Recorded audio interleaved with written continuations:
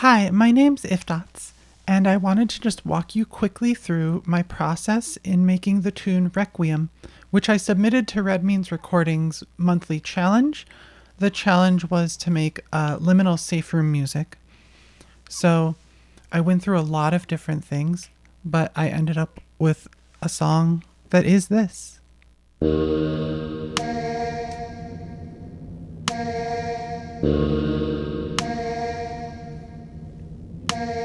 And we'll talk about it once the song's over. But I figure you gotta know what I'm talking about first.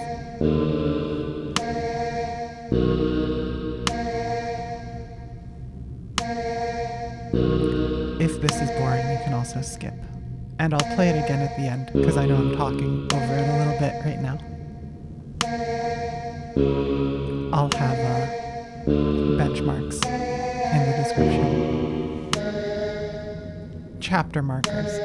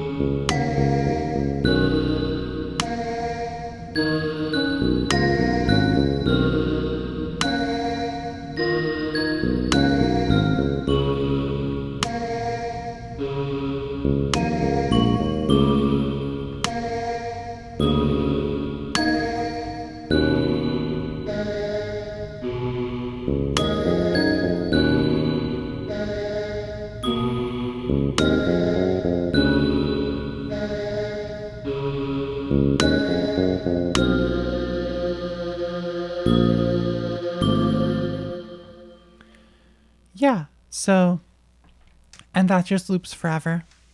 I'm sure you can imagine a bunch of different things. I'm going to play really quickly where I actually started, which is this. It's called Idle Music. So I had just made a bunch of music for January, and at the beginning of February, I made most of an album. I made a video on that. I'll also link that below. So I felt really creatively inspired. So I wanted to jump into this right away, use that inspiration. And I came up with something completely unsuited for the Liminal Music Challenge. So I'm going to play a little bit of it for you.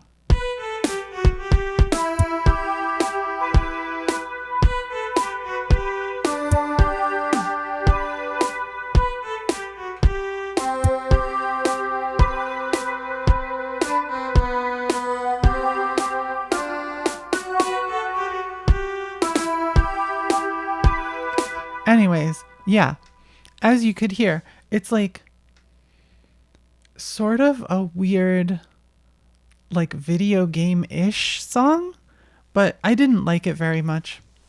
It's one thing that I learned from doing January is that if you make a bunch of songs in quick succession, they're not all going to be good, but you'll have better ones and worse ones, and you can just share the better ones and not share ones like this, right? So after working on this for a few hours, I put it aside. That was my attempt for the day. And then the next day, I started working on this.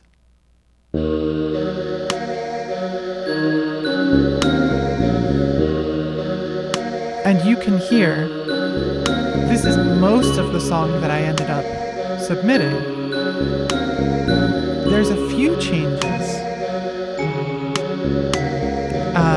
So I put an entire... Here, wait, let me pause. I put an entire thing of noise in, like wind noise, which you can hear a little bit, and I put a second part. And the reason that I put a second part is, let me just loop this.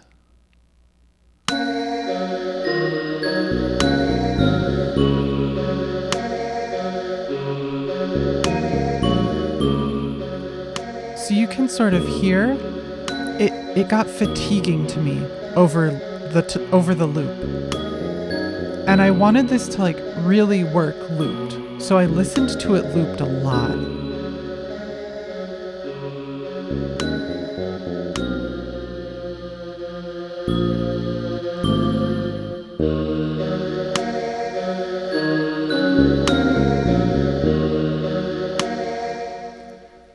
So there's a lot of good things in there, right?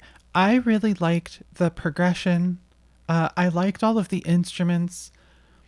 It took me a really long time to find this, which this is like a snare hit that you can find in this specific drum kit in the Korg M1.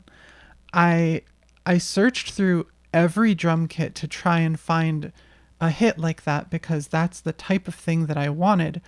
Like I heard it basically on my SP404, but I wanted everything to be in the M1 because I felt like the M1 gave me the vibe that I wanted. So sometimes a lot of making a song is finding the things that you want to make it out of. And yeah, I did that. And then I made a bunch of different takes, which you can kind of see. So you have like slower. So this has the first part, but only the bass is the beginning. In the end, this is too slow for me. It maybe would work like with the noise that I added, but I couldn't deal with it. And this is also where I started. So I took out in the first one. So this note at the end was running throughout. Like this used to be bum bum bum bum, and I cut almost all of that. And instead, I just went bum bum bum because that's really. I felt like I needed to slow down. The whole point of a liminal space is not to go quickly.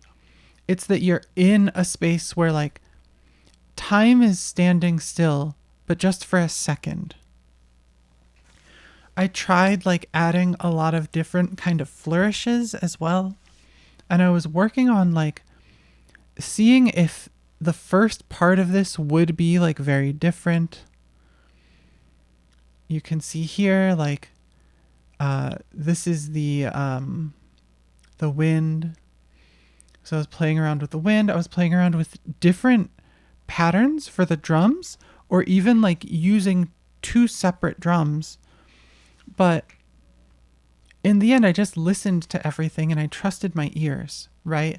And my ears felt like things needed to be simple. I needed to step back and I needed to simplify. So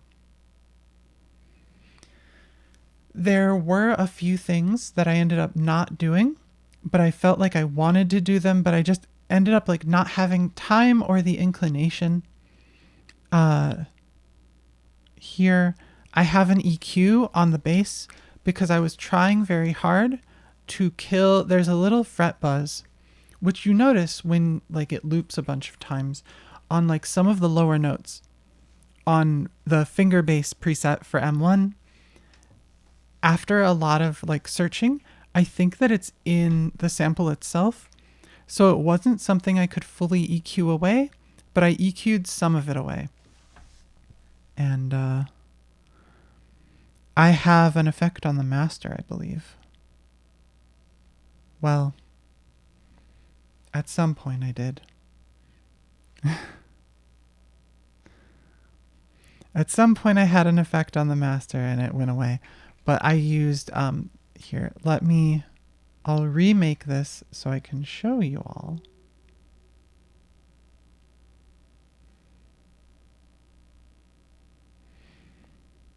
I have too many of these, but there's this chow tape model thing. This is free on iOS and it sounds great. I was using lo-fi, I believe, maybe old tape. but just gives it like that little bit of crunch extra, which the M1 already has crunch, but I wanted to add a little more.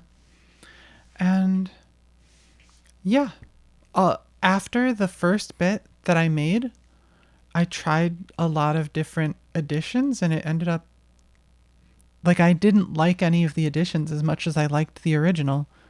So I pretty much just went with what I thought of February 3rd, but I submitted February 15th because I wanted to make sure.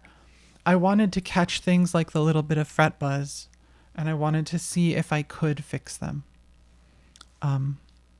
Yeah, anyways, we're going to just play through now. Thank you for listening. I hope this was a little useful. And I'll shut up now.